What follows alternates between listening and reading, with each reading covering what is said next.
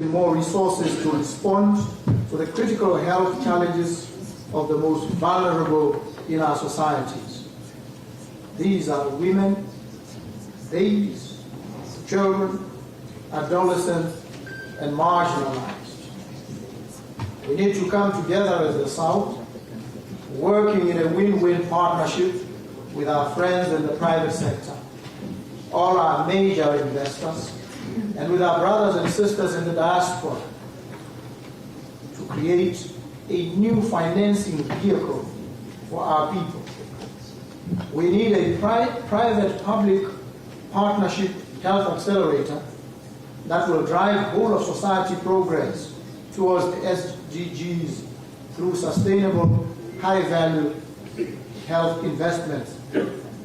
And for us in Africa, this will help us deliver the Africa we want.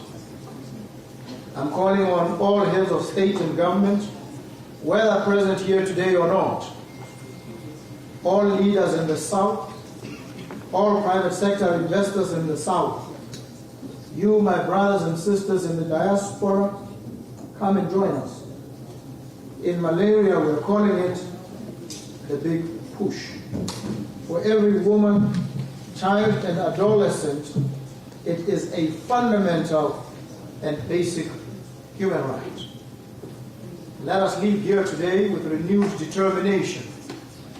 We need a health accelerator, a strong, sustainable partnership for prosperity with the private sector and the diaspora. Let's make political commitment and commit to being held accountable. We can make malaria elimination a reality. We can deliver a healthy tomorrow for women, babies, children, and adolescents. The time to start is now. Thank you very much for the privilege of your company today.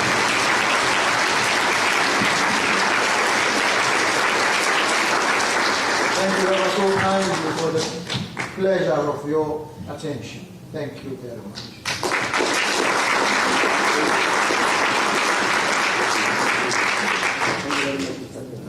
Thank you, President Boko. And we heard your rallying call, the big push on malaria. And it's well noted that many important points are made. I'm now going to call on His Excellency William Ruto, President of Kenya and a member of both these networks, Global Leaders Network and African Leaders Malaria Alliance. President Ruto. Excellencies, partners, and friends. The subject before us is one that touches the heart of our people. The question is no longer whether Africa can finance its own health systems, but how quickly and decisively we do so. For decades, Africa's health gains have been supported through international solidarity. We remain deeply grateful for this partnership.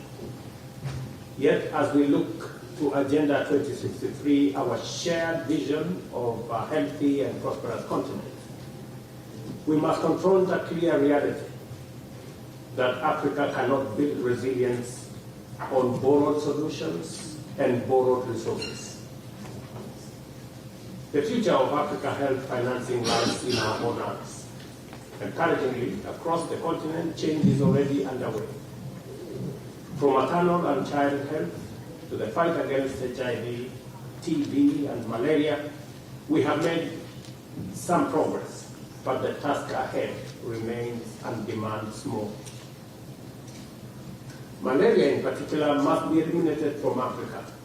Kenya remains fully committed to the African Leaders Malaria Alliance and to the Zero Malaria Starts With Me campaign.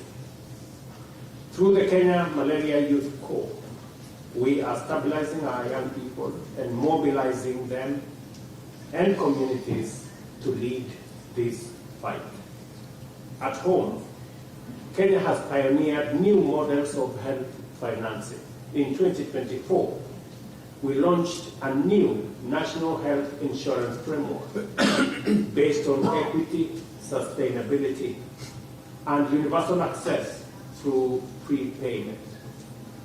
Across Africa, countries like Rwanda, Nigeria, and Ghana are testing health-focused taxes and performance-based financing.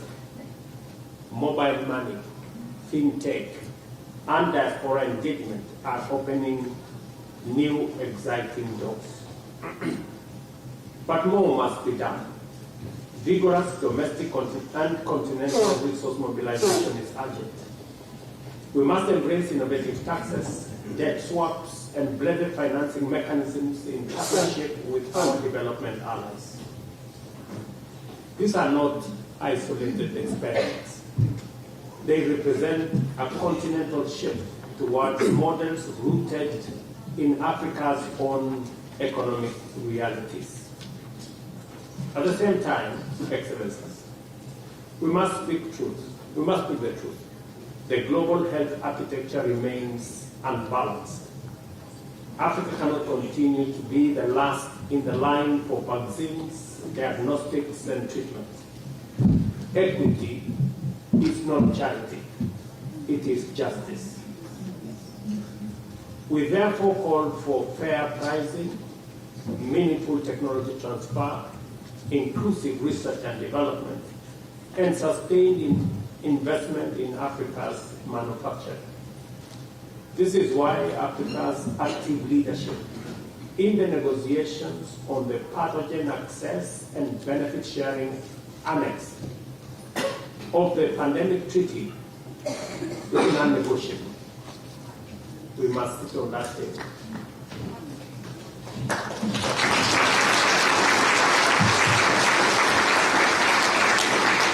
Let it be clear, Africa is not asking for permission to lead. We are already leading, but we seek partnership. We seek partnership that is grounded in mutual respect, shared responsibility, and global fairness.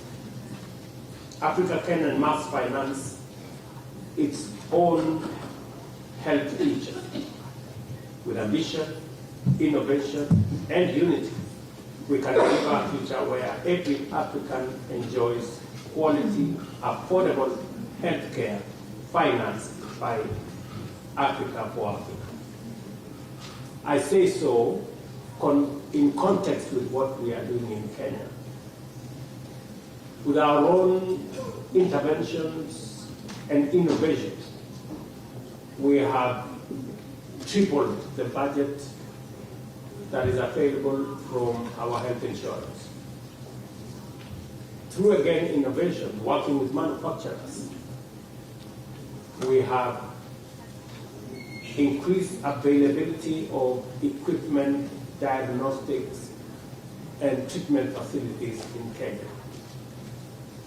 And that is why I strongly believe that the answers to the health questions that we often ask are with us. Together, let us rise to this moment. Let us prove that resilient health systems are the cornerstone of dignity, security, and prosperity. I thank you for your attention.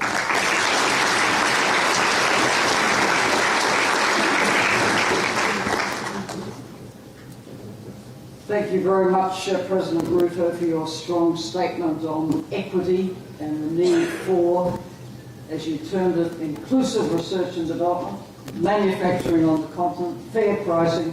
Very strong statement for equity, and we applaud you for that. Thank you so much. I'd now like to invite to the panel to speak the Vice President of the Gambia, His Excellency Mohammed Yallo, also a member of the African Leaders Malaria Alliance. Vice President.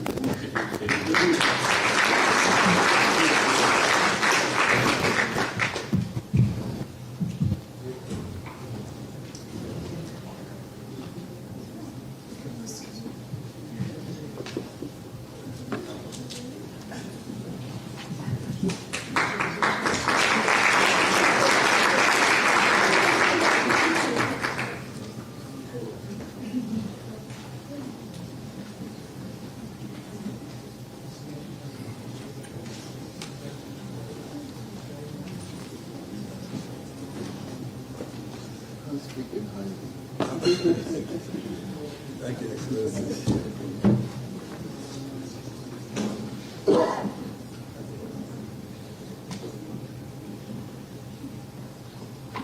Your Excellencies, distinguished colleagues, ladies and gentlemen, it is a privilege to join you today as we discuss our continent's fight against the ever-increasing threat of malaria. On behalf of His Excellency President Adama Barrow, and on behalf of the Republic of the Gambia, I stand before you to affirm our unwavering commitment to the goal of eliminating malaria in Africa. We all recognize we are facing an unprecedented financial crisis. Over the past 5 years, official development assistance from donor countries has declined sharply. Over the coming months, the Global Fund replenishment will close.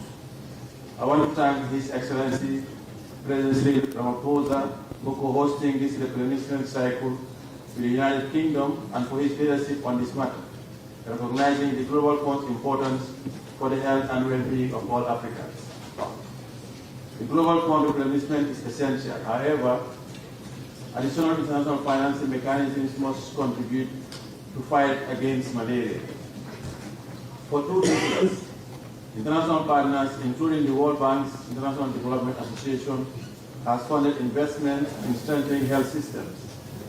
In the Gambia and across many other countries, this funding has helped reinforce local health systems, such as community health workers, and enhance data systems and surveillance.